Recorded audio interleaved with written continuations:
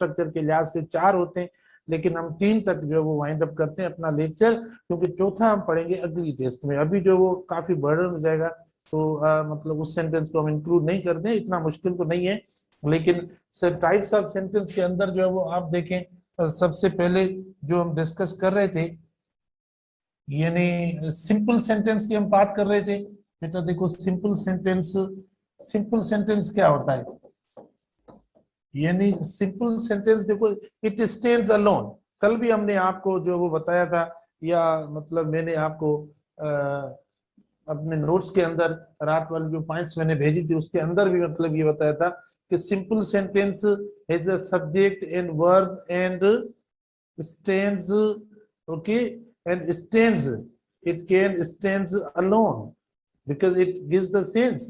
तो simple sentence जो होता है वो मतलब अलग इंडिपेंडेंट सेंटेंस की तरह होता है, ये इंडिपेंडेंट क्लॉज है, ये एक इंडिपेंडेंट जो हमने पढ़ लिया है, ठीक है। तो सिंपल सेंटेंस के अंदर किसी क्लॉज की जरूरत नहीं होती, वो खुद अलग जो वो अपने आप ये नहीं जो वो अलोन होता है। जैसे मैंने एग्जांपल आपको पहले दे दिया है, जैसे आप देखें वी आर लर्निंग, ठीक है, वी आर लर्निंग, ये आपका सिंपल सेंटेंस है, ठीक है। We are learning and studying, आप देखें एक ही सब्जेक्ट, एक ही सब्जेक्ट काम करने वाला है, तो आप कहीं अगर कंजंक्शन वगैरह एंड वगैरह लगा रहे तो उससे प्रॉब्लम नहीं है, जैसे कल मैंने दिया, क्योंकि ये एक ही बात कर रहा है, एक ही सब्जेक्ट है। तो सिंपल सेंटेंस जो होता है वो खुद अपने आप यानी अकेला जो है वो आजाद सेंटेंस के तौर पर स्ट्रक्चर में आता है, इसके साथ दूसरा सेंटेंस नहीं होता, उसको हम सिंपल सेंटेंस कहते हैं।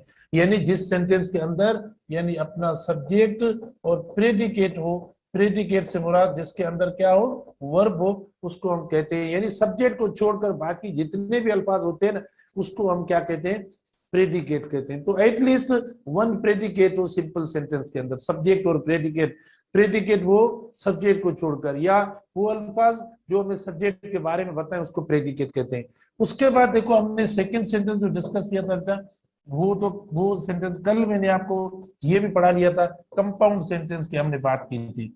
अब देखो कंपाउंड सेंटेंस कंपोजिशन कौन सी है, कंपाउंड जो सेंटेंस है आप देखो इसकी यानी ये कि मतलब एक इंडिपेंडेंट क्लॉज, देखो एक इंडिपेंडेंट क्लॉज, इंडिपेंडेंट क्लॉज वो जो मतलब मुकम्मल सेंटेंस हो, ठीक है। इंडिपेंडेंट क्लॉज किसको कहते हैं, जो सेंटेंस मुकम्मल हो, जिसमें सब्जेक्ट और वर्ब आए, अपना पूरा सेंस और मीनिंग दे, ठीक है, इंडिपेंडेंट हो, उसको हम क्या कहते हैं, कंपाउंड सेंटेंस कहते हैं, ठीक है। मतलब आप देखें सिंपल सेंटेंस में एक आता है, कंपाउंड में आपको क्या करना पड़ेगा, दो इस्तेमाल करेंगे तो आपका हो जाएगा ये कंपाउंड। प्लस आप देखें दूसरा भी इंडिपेंडेंट, दूसरा भी इंडिपेंडेंट, इंडिपेंडेंट क्लॉज।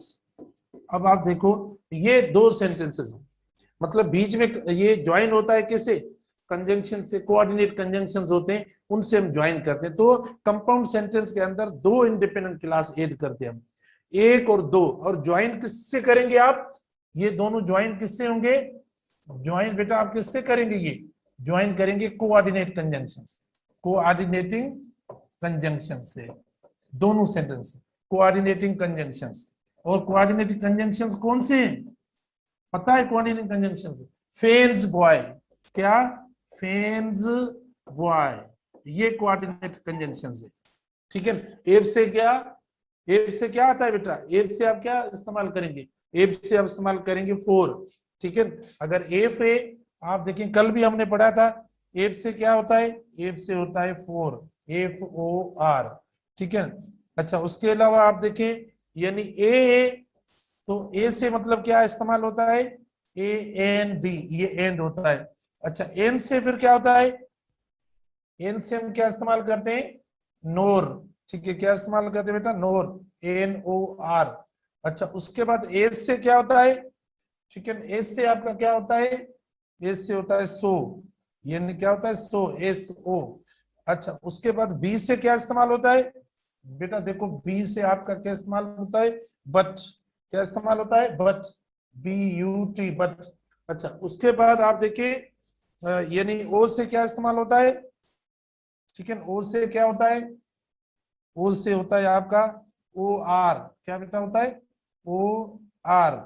और लास्ट क्या है, वाई आपका, ठीक है। वाई से क्या होता है बेटा, वाई से होता है यानी येट, वाई से क्या होता है येट, YET येट, ठीक है। तो आप देखो ये हो गए आपके, यानी इंडिपेंडेंट ज्वाइन करेंगे coordinating conjunctions plus independent class, तो दो मतलब सेंटेंस को आप इस तरीके से ज्वाइन करेंगे तो वो कोऑर्डिनेटिंग कंजंक्शन जो है वो आपका हो जाएगा, और ये कंपाउंड सेंटेंस में इस स्ट्रक्चर जो है वो इसकी बनती है, ठीक है। कंपाउंड सेंटेंस में आप इस तरीके से इस्तेमाल करेंगे। फॉर एग्जाम्पल आप देखें सेंटेंस से, हमारा एग्जाम्पल बेटा देखें, सेंटेंस एग्जाम्पल में इस्तेमाल होता है कंपाउंड का, he has he has the he has the books for study, ठीक है। देखो he has the books for study and they, कामा भले दे देना, कंजंक्शन जो ये कंजंक्शन है कोऑर्डिनेटिंग, इनके बाद कामा आप दे सकते हो, एंड दे आर,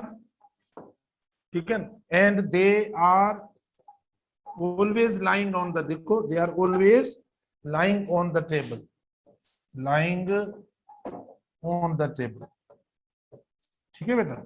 अब देखो दोनों आपके इंडिपेंडेंट सेंटेंस है, अब आप भले ये कंजंक्शन हटा दो, ठीक है, दोनों इंडिपेंडेंट सेंटेंस हो गए आपके, दोनों इंडिपेंडेंट सेंटेंस हो गए। देखो ये एक इंडिपेंडेंट सेंटेंस हुआ यहां तक, और फिर देखो ये कंजंक्शन इसमें कोऑर्डिनेट में काउंट नहीं होता, उसमें होता है, यानी कॉम्प्लेक्स सेंटेंस में या जो डिपेंडेंट सेंटेंस होता है उसमें होता है बेटा। तो देखो ये दोनों इंडिपेंडेंट सेंटेंस हो गए, ये आपका कंपाउंड सेंटेंस हुआ।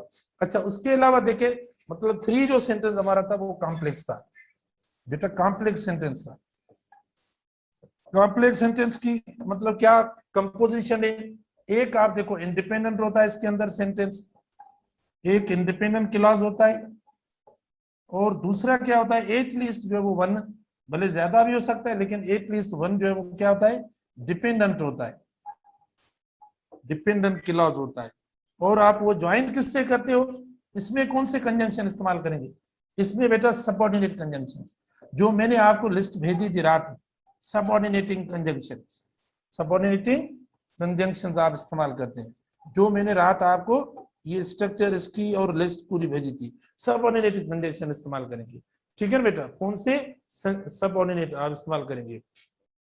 अच्छा इसका एग्जांपल देखें, नो कंट्री, बेटा देखो no country develops easily, no country develops easily, ठीक है, नो कंट्री डेवलप्स इजीली, एक इंडिपेंडेंट, देखो ये इंडिपेंडेंट हुआ, और सेकंड देखो देखो कोऑर्डिनेट, सॉरी सबऑर्डिनेट कंजंक्शन इस्तेमाल करेंगे, सबऑर्डिनेटिंग।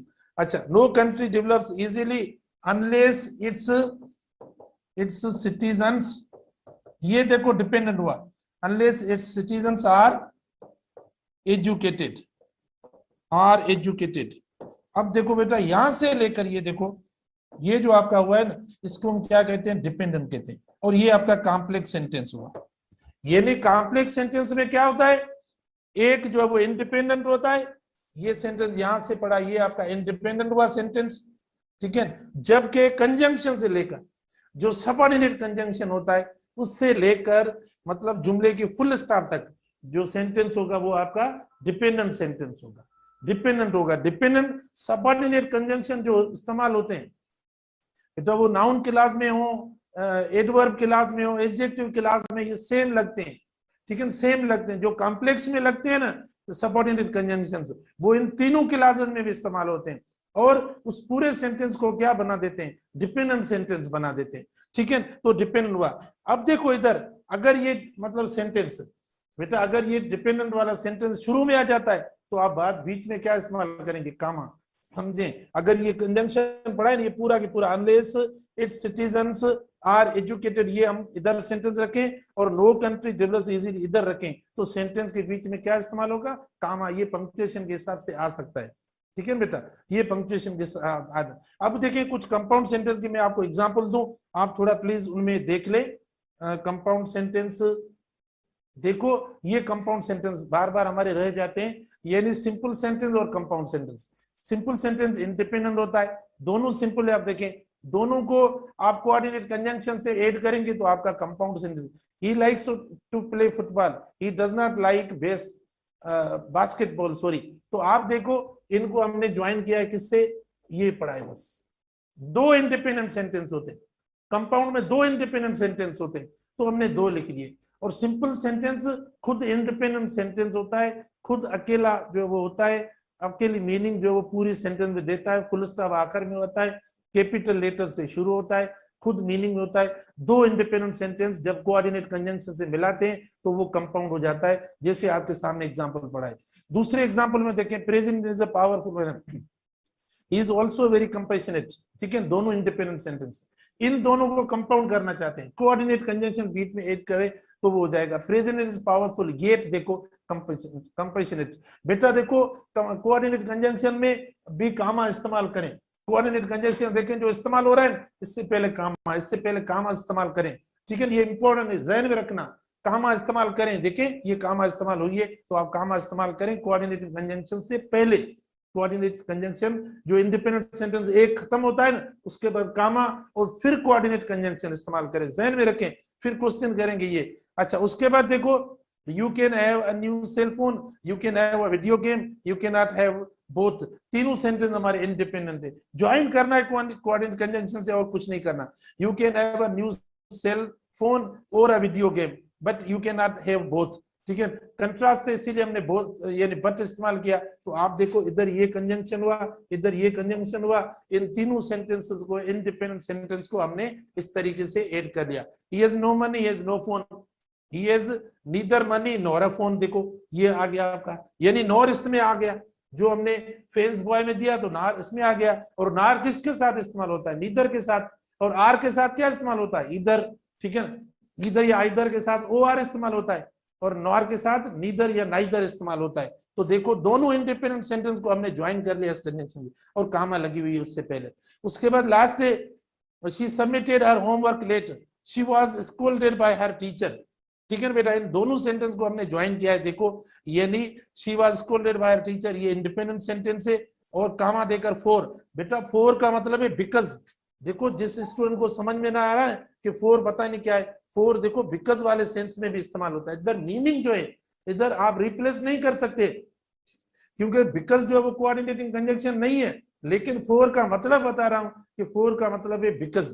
तो ये दोनों इंडिपेंडेंट सेंटेंसेस हैं, she submitted her homework late, और दूसरा है she was scolded by her teacher. दोनों इंडिपेंडेंट सेंटेंस पूरा अपना मतलब दे रहे। देखो सब्जेक्ट और वर्ब और प्रेडिकेट पूरा पढ़ा है, फाइनाइट वर्ब लगा हुआ है, तो ये इंडिपेंडेंट है। दोनों को मैंने ज्वाइन किया है, देखो इस कंजंक्शन से, कौन सा है, कोऑर्डिनेटिंग कंजंक्शन, इसीलिए दो इंडिपेंडेंट। बेटा देखो सिंपल सेंटेंसेस खाली एक इंडिपेंडेंट क्लास इस्तेमाल होता है, एक इंडिपेंडेंट क्लास, उसको हम सिंपल सेंटेंस कहते हैं।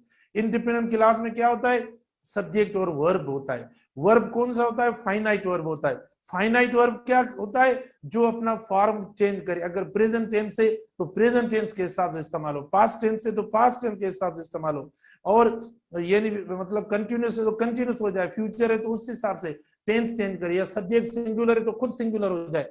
अगर वो दो इंडिपेंडेंट सेंटेंस में मिलाकर दो मतलब इंडिपेंडेंट सेंटेंस कोऑर्डिनेटिंग कंजंक्शन के साथ रखेंगे तो उससे हम बोलेंगे कंपाउंड कंजंक्शन से। और ये जो भी मैंने सर्किल में रखे ये सारे आपके कोऑर्डिनेट कंजंक्शन से। कोऑर्डिनेट कंजंक्शन से पहले आप कामा इस्तेमाल करें, क्या, यानी कामा, देखो बेटा प्लस क्या इस्तेमाल करेंगे, कोऑर्डिनेटिंग कंजंक्शन, यानी इस स्ट्रक्चर को जरूर रखना। आप देखें ये माइनर माइनर अगर ये पेपर में देते हैं तो ये माइनर माइनर चीजें रखते हैं, क्योंकि ये उनका सिलेबस, उनकी स्ट्रक्चर होती है, वो मतलब इस तरीके से स्टैंडर्ड को सेट करते हैं। ऐसा नहीं है हम जो चाहे वो करें वो नहीं होता। तो देखो ये मतलब इस तरीके से होता है, ठीक है। उसके बाद जो वो हम अगले पेज पे मतलब बेटा देखें अगले पेज में ना, अच्छा ठीक है ना। अब देखो रात मैंने आपको देखो ये पॉइंट्स बनाकर भेजी है बेटा, रात देर से मैंने ये भेजी है, पूरी समरी है, जो जो मतलब हमने पढ़ा है इस टेस्ट के लिए, पूरी समरी मैंने पॉइंट्स की सूरत में आपको भेजी है। फिर भी आप समझ नहीं रहते, तो इसीलिए मैं इसको जल्दी वाइंड अप कर लेता हूँ, ठीक है ना। आप देखिए, आप पूछ रहे हैं कि sentence, simple sentence, independent class, तीनों एक ही बात है।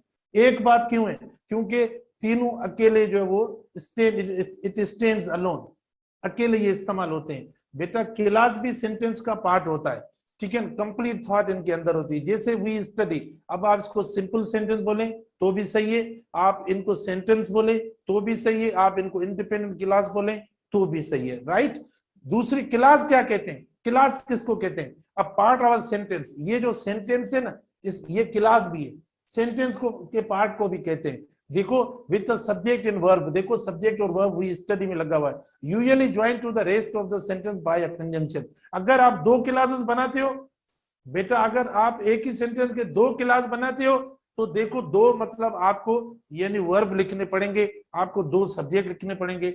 एक क्लास है तो एक सब्जेक्ट वर्ब, दो क्लास आप इस्तेमाल करेंगे तो एक सब्जेक्ट और वर्ब दूसरा भी ऐड करना पड़ेगा। तो आप देखें एक सब्जेक्ट एक वर्ब ये पढ़ा है, फिर आपने कंजंक्शन दिया ये शी वाज फ्यूरियस, देखो दूसरा ये दो क्लास हो गए, और ये इस पूरे को सेंटेंस बोलते हैं।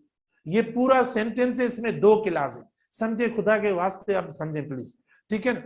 इस सेंटेंस के अंदर ये सेंटेंस है और इसके दो क्लास है, यानी सब्जेक्ट वर्ब एक क्लास हुआ और फिर आप देखें ये सब्जेक्ट वर्ब दूसरा क्लास हुआ, ठीक है। एक इसमें एक इंडिपेंडेंट हुआ, दूसरा डिपेंडेंट। डिपेंडेंट वो होता है जिसमें आप यानी कौन से सबऑर्डिनेट कंजंक्शंस होते हैं, मैंने कल आपको सबऑर्डिनेट कंजंक्शन भेजे, अच्छा वो देखें, जो रिलेटिव प्रोनाउंस होते हैं वो सबऑर्डिनेट बना देते हैं, जो कंडीशनल कंजंक्शंस होते हैं वो सेंटेंस को सबऑर्डिनेट बना देते हैं, ठीक है बेटा। और तीसरी टाइम कंजंक्शन जो होते हैं वो सबऑर्डिनेट बना देते हैं जुमले को, रीजन वाले होते हैं वो सबऑर्डिनेट बना देते हैं, तो सारे मैंने भेजे आपको। अच्छा उसके बाद फ्रेज क्या कहते हैं, सुनने, फिर फ्रेज और फ्रेगमेंट के दरमियान वो भी क्वेश्चन पे क्वेश्चन आता है। A group of words that okay belongs together grammatically, for example group of words तो आपस में मिला हुआ हो, आपस में उनकी मतलब कंपोजिशन हो बेटा। ग्रुप ऑफ वर्ड्स देखो हर पार्ट ऑफ स्पीच है, जैसे नाउन फ्रेज है तो देखो नाउन वाले अल्फाज आपस में साथ होंगे, अलग अलग दूर नहीं होंगे, ठीक है, उसको हम कहते हैं। फिर अगर एडजेक्टिव फ्रेज है तो उसमें एडजेक्टिव होगा, ठीक है, जेरेंड है तो जेरेंड उसमें होगा, इन्फिनिटिव है तो इन्फिनिटिव, इस तरीके से अल्फाज आपस में मिले हुए होते हैं, ठीक है, उसको हम क्या कहते हैं, फ्रेज कहते हैं। तो आप देखिए इधर जैसे डेड टायर्ड मतलब बहुत टायर्ड हो, जैसे वर्किंग इन द फील्ड, देखो ये जेरेंड फ्रेज है, आपस में अल्फाज देखो ये मिले हुए, ये अल्फाज मिले हुए, ये अल्फाज मिले हुए, ये फ्रेज हुआ। लेकिन सब्जेक्ट और वर्ब, मतलब ये कि फ्रेज के अंदर क्या होता है, सब्जेक्ट या वर्ब नहीं होता है, सब्जेक्ट या वर्ब बेटा इसमें नहीं होता, फ्रेगमेंट में कभी कभी हो जाता है इसमें, यानी ये देखो मतलब फ्रेज के अंदर सब्जेक्ट या वर्ब नहीं होता, ठीक है। जैसे ये पढ़ा है देखो इसमें वर्ब नहीं है, इसमें देखो जेरेंड फ्रेज पढ़ा है, तो सब्जेक्ट और वर्ब यानी ये इसके अंदर मौजूद नहीं होते, जो कि फ्रेगमेंट में होते हैं, फ्रेगमेंट में होते हैं। फ्रेज जो है वो सेंटेंस का पार्ट है, फ्रेगमेंट जो होता है सॉरी फ्रेज जो होता है सेंटेंस के साथ इस्तेमाल होकर मीनिंग दे सकता है, मीनिंग देता है, सेंटेंस के साथ इस्तेमाल होकर मीनिंग देता है, सेंटेंस में इस्तेमाल होता है ना। आप देखो पूरा सेंटेंस आप लिखें उसमें आप ये लिख सकते हैं, देखो working in the field a farmer was asking his son to bring meal, ठीक है, a farmer was in the field working tirelessly, आप देखें तो आप देखें ये आपका मतलब सेंटेंस के साथ एक पार्ट है, तो फ्रेज सेंटेंस के अंदर होता है, सेंटेंस का पार्ट होता है, सेंटेंस के साथ मिलकर वो अपनी एक मीनिंग भी देता है, लेकिन फ्रेगमेंट नहीं देता, फ्रेगमेंट एक इनकरेक्टली सेंटेंस के अंदर आ जाता है। देखो पढ़ा है sentence fragment is a group of words that does not express a complete idea sometimes consisting only of dependent clause, dependent clause जितने भी हैं वो फ्रेगमेंट है बेटा, कल मैंने टेस्ट भी लिया आपसे, ठीक है। फ्रेगमेंट में मतलब जो डिपेंडेंट क्लास जितने भी आ जाए वो सारे डिपेंडेंट क्लास किससे बनते हैं, कोऑर्डिनेटिंग कंजंक्शन से बनते हैं, वो सारे क्या हो जाएंगे आपके, वो फ्रेगमेंट होंगे, ठीक है, फ्रेगमेंट हो जाएंगे। जैसे इफ लगे, हु लगे, वाट लगे, दैट लगे, टाइम वाले कंजंक्शन लगे, आप पढ़ना सही नमूने से उसको, जैसे आप देखें अनलेस यू आर, अब ये फ्रेगमेंट है फ्रेज नहीं, क्योंकि पूरा सेंस और पूरी थॉट और मीनिंग नहीं है इसकी। तो एक तो अब आराम से समझ लें, एक ये कि जो यानी डिपेंडेंट क्लॉज है जो सबऑर्डिनेट कंजंक्शन से बनते हैं बेटा, वो सारे क्या हैं, वो सारे फ्रेगमेंट्स हैं, क्योंकि वो इनकरेक्ट है, क्योंकि वो पूरी मीनिंग नहीं देंगे। डिपेंडेंट क्लॉज पूरी मीनिंग नहीं देगा जब तक इंडिपेंडेंट उसके साथ नहीं होता, तो डिपेंडेंट सारे क्लॉजेस क्या हो गए आपके, फ्रेगमेंट हो गए, एक बात। दूसरी बात देखें कि सेंटेंस जो दिया होता है वो ग्रामेटिकली उसमें सब्जेक्ट और वर्ब है या नहीं, सब्जेक्ट और वर्ब करेक्टली लिखा हुआ है या नहीं, अगर लिखा हुआ है तो सही है, अदरवाइज नहीं, वो गलत हो जाएगा। जो पूरी मीनिंग और पूरा सेंस नहीं होता फ्रेगमेंट का, वो यानी डिपेंडेंट क्लास में नहीं होता, डिपेंडेंट क्लास का पूरा सेंस नहीं होता, मतलब फ्रेगमेंट हो गया। नंबर 2, ग्रामेटिकली क्या देखना है, इनकरेक्ट क्या होता है, सब्जेक्ट वर्ब अगर नहीं होता तो वो सेंटेंस आपका इनकरेक्ट होता है। इंपरेटिव में वर्ब होता है तो अंडरस्टूड होता है हमने सब्जेक्ट, ठीक है। तो कोई ना कोई बात लेख मतलब कर रही हो, जैसे मैंने उस दिन आपको बताया कि मैं आपको बोलूं एम टीचिंग, एम टीचिंग, अब देखो ना ये पढ़ाई आप देखें सेम कुछ नहीं है, एम टीचिंग। अब बताओ ये सेंटेंस सही है, ये फ्रेगमेंट है या सेंटेंस है, फ्रेगमेंट हुआ, सब्जेक्ट नहीं है, एम कहां से आया है, जब तक आए नहीं लगाएंगे तो देखिए आपका ये एसेफ हो गया, ठीक है। अगर मैं खाली बोलूं आई टीचिंग, अब ग्रामेटिकली ये गलत हो रहे क्योंकि देखो वर्ब नहीं है, वर्ब नहीं है बेटा, देखो तो ये भी आपका एसेफ हुआ। तो एक स्ट्रक्चर ऐसी होती है और दूसरी देखो डिपेंडेंट क्लास वाली होती है। उसके बाद 5 नंबर पे compound sentence at least two independent clauses joined by coordinating conjunctions. देखो इनमें कोऑर्डिनेटिंग कंजंक्शन जो वो आप इस्तेमाल करते हो, और she is not very intelligent yet she is among the top 10। आप देखो ये येट इस्तेमाल हुआ, हमने अब भी पढ़ा है। तो दो जो है वो इंडिपेंडेंट सेंटेंसेस होंगे ना बेटा, उनको हम क्या बोलेंगे, उनको हम बोलेंगे कंपाउंड सेंटेंस। उसके बाद नंबर यानी 5 पे आ जाए, कॉम्प्लेक्स सेंटेंस में क्या होना चाहिए, एक इंडिपेंडेंट क्लास होना चाहिए, ठीक है बेटा। ये टेस्ट ये आपकी बस, अगर आपने मेरे लेक्चर की समरी पढ़ ली है, आपने पूरी आपकी तैयारी हो जाएगी, कोई मसला नहीं है। जरूर नहीं है कि कंपोज करवा के भेजे तो सही नोट्स हो जाते हैं, अगर हाथ से लिखते हैं तो गलत हो जाते हैं, नहीं, आपको पढ़ना है।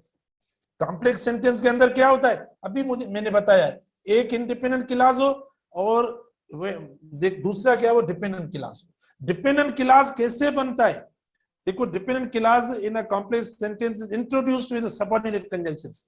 बेटा सबऑर्डिनेट कंजंक्शन जो है ना, ये यानी आपके सबऑर्डिनेट कंजंक्शन जो होते हैं ये सेंटेंस को डिपेंडेंट बनाते हैं। सबऑर्डिनेट कंजंक्शंस यानी इसकी वजह से आपका सेंटेंस डिपेंडेंट बनता है। अब सबऑर्डिनेट कंजंक्शंस कौन से, बेटा टाइम वाले अल्फाज, जैसे एज सून एज आ गया तो आप देखें ये आपका यानी सबऑर्डिनेट कंजंक्शन हो गया।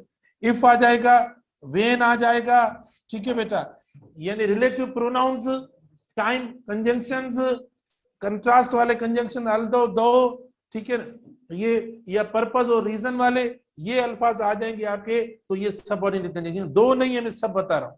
तो डिपेंडेंट क्लास किससे बनता है, डिपेंडेंट क्लास बनता है सबऑर्डिनेट कंजंक्शन से, ठीक है। सब वो कौन से, वो देखो हमें बता रहा है is introduced with the subordinate conjunctions, वो रिलेटिव प्रोनाउंस है, ठीक है। यानी कुछ सबऑर्डिनेट कंजंक्शंस है और दूसरे रिलेटिव प्रोनाउंस है, who, whom, where, why, when, how, ये सारे रिलेटिव प्रोनाउंस आपके सेंटेंस को डिपेंडेंट बनाए जाएंगे। ये कोऑर्डिनेटिंग कंजंक्शंस है, ठीक है, सॉरी ये सबऑर्डिनेट कंजंक्शंस है।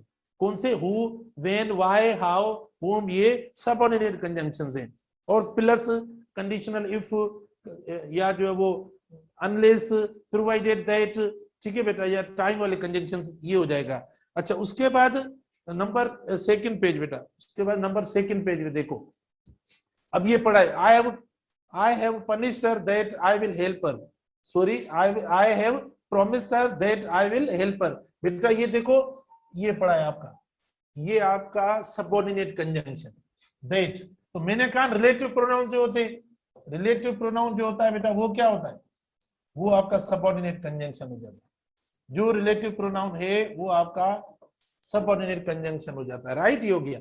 अच्छा उसके बाद सेकंड प्रेडिकेट क्या है, देखो इसमें लिखा हुआ प्रेडिकेट, प्रेडिकेट क्या है, देखो सब्जेक्ट के बाद जो अल्फाज आते हैं उसको प्रेडिकेट कहा जाता है। सब्जेक्ट के बाद जो अल्फाज आते हैं वो predicate. Predicate is a part of sentence और clause that tells us what the subject does और इज। बेटा सब्जेक्ट के बाद आने वाले सारे अल्फाज प्रेडिकेट हैं, या आप इसको इस तरीके से डिफाइन करें कि वो अल्फाज जो सब्जेक्ट के बारे में हमें बताएं कि सब्जेक्ट क्या करता है, उससे हम क्या कहते हैं, यानी प्रेडिकेट कहते हैं। आप देखें ये आपका सब्जेक्ट हुआ और एम अ टीचर, ये पूरा प्रेडिकेट हुआ क्योंकि ये सब्जेक्ट के बारे में बता रहे हैं। उसके बाद नाउन क्लास क्या होता है बेटा, नाउन क्लासेस तीनों, noun class is a subordinate clause. ये सबऑर्डिनेट क्यों हुआ, क्योंकि उसके अंदर सबऑर्डिनेट कंजंक्शंस है।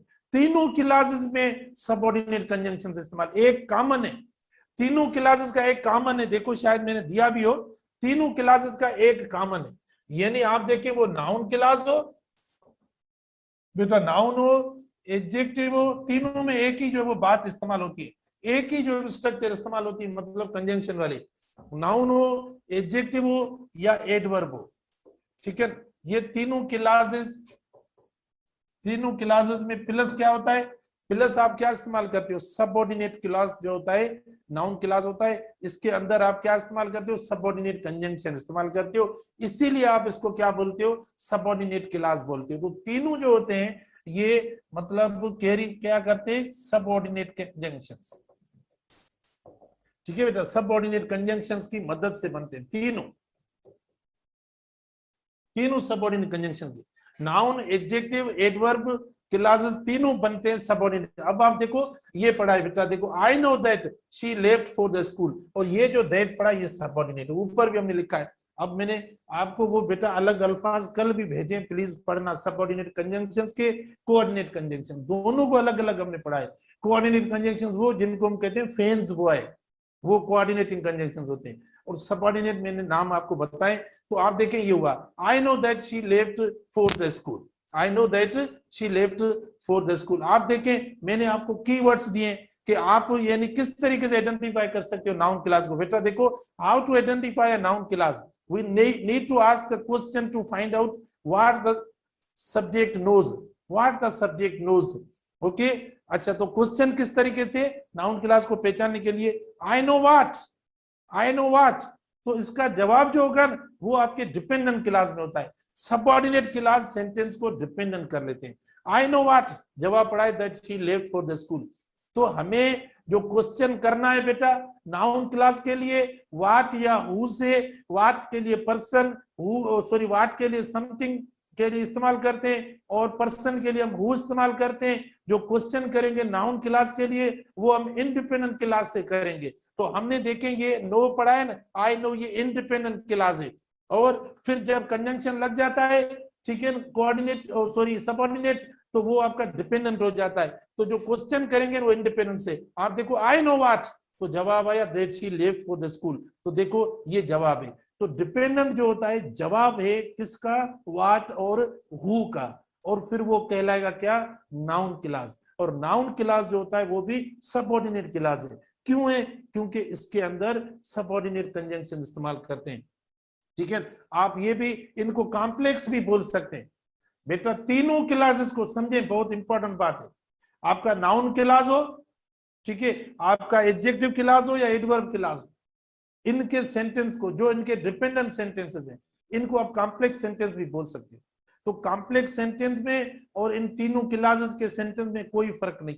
अगर आपसे पूछे कॉम्प्लेक्स सेंटेंस है तो आप तीनों को कॉम्प्लेक्स सेंटेंस, क्योंकि जो कॉम्प्लेक्स सेंटेंस में कंजंक्शंस इस्तेमाल होते हैं ना, वो इन तीनों नाउन के मतलब से, नाउन में, एडवर्ब और एडजेक्टिव में इस्तेमाल होते हैं। इसीलिए आप तीनों को कॉम्प्लेक्स भी कर सकते हैं, नाउन क्लास, एडवर्ब क्लास और एडजेक्टिव क्लास कहते हैं। अच्छा, उसके बाद देखें, the answer is in subordinate clause. अच्छा, हु व्हाट फॉर क्वेश्चन, क्योंकि हु पर्सन के लिए, व्हाट यानी ये आपका हुआ noun clause. Noun clause begins with words like, देखो नाउन क्लास किससे शुरू होता है बेटा, दैट से, व्हाट से, whether, how, where, who, whom, why, however, whatever, where ever, who ever, etcetera, ये जो अल्फाज हैं सारे आपके नाउन क्लास में इस्तेमाल हम करते हैं, ठीक है। ये हुआ नाउन क्लास। उसके बाद सेकंड देखो, एडजेक्टिव क्लॉज है बेटा, सेकंड क्या है, एडजेक्टिव क्लॉज है। अच्छा, एडजेक्टिव क्लास मॉडिफाइज नाउन और प्रोनाउन। बेटा एडजेक्टिव क्लास में क्या होता है, यानी जो सेंटेंस होता है ना वो बिल्कुल, यानी जो हम रिलेटिव प्रोनाउन इस्तेमाल करेंगे, जो रिलेटिव प्रोनाउन इस्तेमाल करते उसके साथ साथ देखो नाउन पड़ा होता है, इधर नाउन या प्रोनाउन पड़ा होता है, उस नाउन और प्रोनाउन को हम डिस्क्राइब करते हैं, उस नाउन और प्रोनाउन को हम डिस्क्राइब करते हैं। जो डिस्क्रिप्शन हम देते हैं ना, यानी रिलेटिव वर्ड से, वो आपका एडजेक्टिव क्लास होगा। बेटा ये देखो एडजेक्टिव क्लास, क्लास जो भी इस्तेमाल होता है, बनता है, वो कंजंक्शन से बनता है।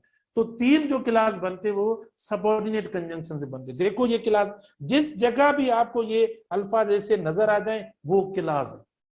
देखो कीवर्ड्स दे दिए बेटा, इसके कीवर्ड्स ये पढ़े आप, who, whom, whose, that, which, where, सारे दिए हुए हैं, ठीक है। एडजेक्टिव क्लास के दिए हुए, नाउन के दिए हुए, प्रेडिकेट के दिए हुए, इससे पहले जो पेज था वो दिया होता। तो इस तरीके से देखो ये आपका एडजेक्टिव, यानी एडजेक्टिव नाउन को डिस्क्राइब करता है, नाउन की डिस्क्रिप्शन के लिए हम इस्तेमाल करते हैं इसको, एडजेक्टिव को, ठीक है ना। एडजेक्टिव के अल्फाजों के लिए जो आपके WH वाले अल्फाज दिए हुए बेटा वो ही डिस्क्राइब करते हैं नाउन को, तो ये एडजेक्टिव क्लास हुआ। बहुत आसान हुआ, इसको आप कॉम्प्लेक्स लिखें तो भी आपकी मर्जी है। नाउन और एडजेक्टिव क्लास के सेंटेंस को कॉम्प्लेक्स लिखेंगे, सही है गलत नहीं है। अगले पेज पे हम चलते हैं, ठीक है। अगला पेज देखो बेटा, लास्ट पेज है एडवर्ब क्लास वाला। अब एडवर्ब क्लास देखो, it performs the role of an adverb. बेटा ये एडवर्ब की तरह इस्तेमाल होता है। अब एडवर्ब क्या है, किसको मॉडिफाई करता है, एडवर्ब किसको मॉडिफाई करता है, जैसे एडजेक्टिव ने किसको मॉडिफाई किया, नाउन को मॉडिफाई किया, प्रोनाउन को मॉडिफाई किया, ठीक है। इस तरीके से हमने इस्तेमाल किया है। अच्छा, जो मतलब नाउन क्लास था तो वो वर्ब्स ऐसे होते हैं, परसेप्शन वाले, फीलिंग्स वाले वर्ब होते हैं, वर्ब्स ऑफ सेंस होते हैं, उनके साथ इस्तेमाल होता है। फिर हमने क्वेश्चंस बताए। एडवर्ब क्लास जो होता है, it performs the role of an adverb modifying the verb of the independent clause. जो इंडिपेंडेंट क्लास के अंदर वर्ब होता है, ठीक है, उसको मॉडिफाई करता है, उसके साथ अटैच होता है, उसके साथ इस्तेमाल होता है, ठीक है, तब वो एडवर्ब क्लास हो जाता है। इट बिगिंस विद, ये कैसे बनता है, यानी एडवर्ब क्लास में अल्फाज देखो ये इस्तेमाल होते हैं, when, where, why, before, after, till, until, while, since, as soon as long as, no sooner then, etcetera. बेटा ये सारे अल्फाज, इनके अलावा कुछ और कंजंक्शन जो मैंने आपको सबऑर्डिनेट कंजंक्शंस में भेजे होंगे वो आप लगाकर, यानी जो आप कंपोजिशन करेंगे, जो स्ट्रक्चर आपकी बनेगी वो एडवर्ब क्लास की हो जाएगी। क्या हो जाएगी, एडवर्ब क्लास की हो जाएगी। Until I return, okay, no one will leave, ये एडवर्ब क्लास है। देखो ये पूरा यहां से, ये आपका adverb clause. Until I return no one will leave, ठीक है। क्यों है, क्योंकि इसके अंदर सबऑर्डिनेट कंजंक्शन, इसके अंदर क्या लिखा हुआ है, सबऑर्डिनेट कंजंक्शन लिखा हुआ है। इसीलिए आपका ये क्या है बेटा, ये डिपेंडेंट सेंटेंस, और ये कॉम्प्लेक्स सेंटेंस, और ये एडवर्ब क्लास, तीनों नाम दे सकते हो। आपसे पूछा जाए बताएं इसमें कौन सा डिपेंडेंट है कौन सा इंडिपेंडेंट, बताएं, ये कैसे आप बताएंगे, जिसमें भी सबऑर्डिनेट कंजंक्शन लिखा हुआ होता है, जिसमें भी सबऑर्डिनेट कंजंक्शन लिखा होता है वो क्या होगा आपका, वो डिपेंडेंट सेंटेंस होता है, वो कॉम्प्लेक्स सेंटेंस हो सकता है, वो तीनों में स्ट्रक्चर के लिहाज से नाउन क्लास, एडजेक्टिव या एडवर्ब क्लास हो सकता है। तो डिपेंडेंट के देखो 3 नाम होंगे। इस तरीके से इंडिपेंडेंट के भी नाम है भाई, इंडिपेंडेंट सिंपल सेंटेंस भी होता है, सेंटेंस भी होता है, इंडिपेंडेंट क्लास भी होता है, मेन क्लास भी कहते हैं, प्रिंसिपल क्लास भी कहते हैं, इंडिपेंडेंट को वही कहते हैं। इंडिपेंडेंट के नाम कौन से बेटा, देखें, एक आप सेंटेंस खाली जो है वो खाली सेंटेंस, ठीक है, और उसके बाद आप देखिए सिंपल सेंटेंस कहते हैं, जैसे हम इधर कह रहे हैं ना, इधर हम कॉम्प्लेक्स सेंटेंस कह रहे हैं, सिंपल सेंटेंस, ठीक है। उसके अलावा आप देखें इंडिपेंडेंट सेंटेंस, इंडिपेंडेंट सेंटेंस, ठीक है बेटा, independent sentence, sentence, simple sentence, independent sentence. अच्छा, उसके अलावा आप देखें principal class,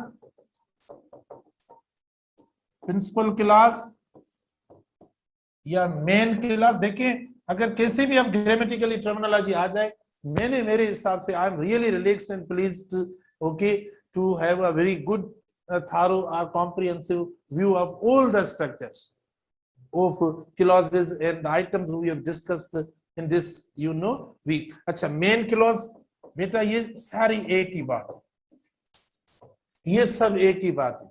sentence, simple sentence, independent sentence, principal clause, main clause. आप बोलेंगे सर बताओ कॉमन क्या है, कॉमन क्या है कि ये इसके बगैर नहीं बनते, सब्जेक्ट और वर्ब के बगैर, इनमें कंजंक्शन वगैरह नहीं है। यानी इनका मतलब देखो मैंने ऐड किया, प्लस किया तो क्या कि सब्जेक्ट प्लस वर्ब इनका होता है, सब्जेक्ट और वर्ब से ये बनते हैं, इसीलिए मतलब इनको नाम दिया जाता है सेंटेंस, सिंपल सेंटेंस, इंडिपेंडेंट। क्या अच्छा, इंपरेटिव में आप बोलेंगे सब्जेक्ट नहीं है बेटा, उसका अंडरस्टूड होता है सब्जेक्ट, तो वही हम सब्जेक्ट कहते हैं उसको। तो ये मतलब जो बनते हैं सारे, तो इसीलिए इनका नाम। और ये stand alone, they stand alone, मतलब ये अलग जो है वो यानी होते हैं, क्योंकि अलग ये मीनिंग देते हैं। simple, okay, when it stands alone, they all stand alone, they all stand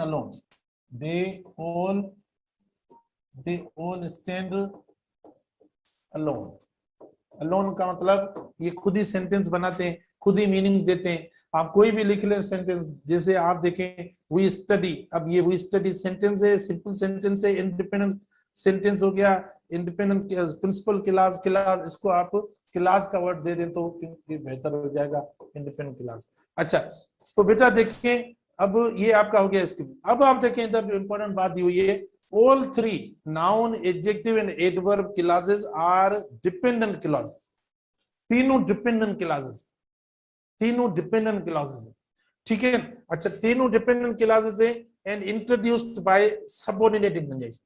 जो जिस जुमले में subordinate conjunction इस्तेमाल होता है वो dependent होता है। ये क्यों इंडिपेंडेंट है, ये क्यों सेंटेंस है, ये क्यों सिंपल है, क्यों मेन है? क्योंकि इसके अंदर क्या नहीं है, सबऑर्डिनेट कंजंक्शन नहीं है। सीधे सबऑर्डिनेट कंजंक्शन साथ साथ इस्तेमाल होता है, जैसे ये अनटिल पढ़ाए, इफ लगाएं, वे लगाएं, ये सारे subordinate conjunction.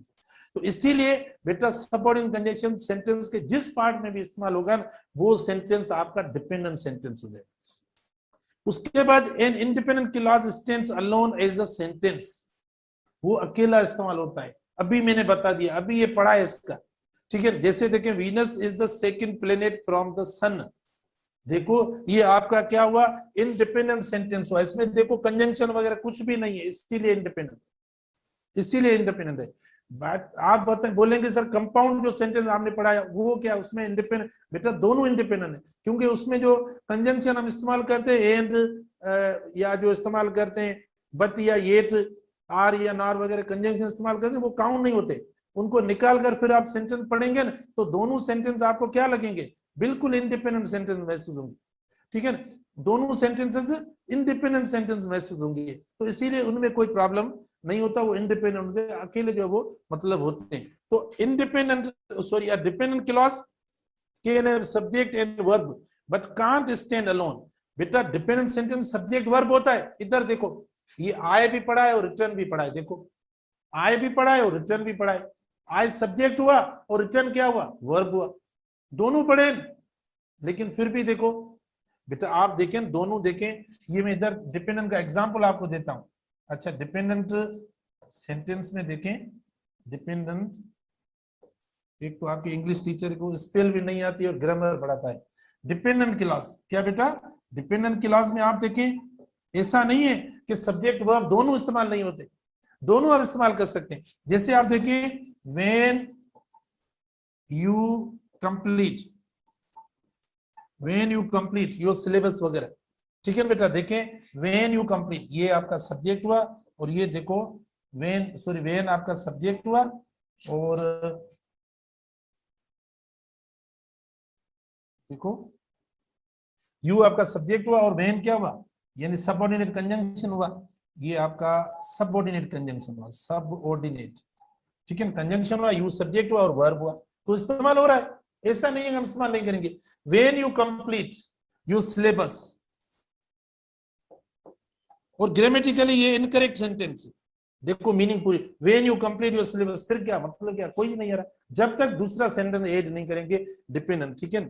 You will enjoy, okay, you will get prepared, you will get prepared. अब देखो ये आपका इंडिपेंडेंट सेंटेंस, इसको क्या बोलेंगे बेटा, ये इंडिपेंडेंट सेंटेंस। क्योंकि इसमें क्यों इंडिपेंडेंट है, क्योंकि इसमें कोई कंजंक्शन इस्तेमाल नहीं हो रहा, इसलिए आप इसको इंडिपेंडेंट सेंटेंस बोलेंगे, राइट। तो इधर देखें, ऐसा नहीं है कि डिपेंडेंट क्लॉज हो या सेंटेंस हो उसमें सब्जेक्ट और वर्ब नहीं होगा, लेकिन वो पूरी थॉट या पूरी मीनिंग या मतलब नहीं देगा। क्यों नहीं देता, तो ये नहीं सबऑर्डिनेट कंजंक्शन की वजह से ये नहीं देता है। It depends upon, okay, it depends upon N independent clause, ठीक है, एन इंडिपेंडेंट क्लॉज पे डिपेंड करता है, और इंडिपेंडेंट क्लॉज ये पढ़ा इस तरीके से। तो बेटा ये स्ट्रक्चर पूरा हर चीज होगी। कल मैं आपसे टेस्ट लूंगा, आज भी कोशिश करूंगा, आप रिव्यू क्लास की जरूरत है भला, आप देखो, मतलब आप खुद देखें कोई जरूरत है भला।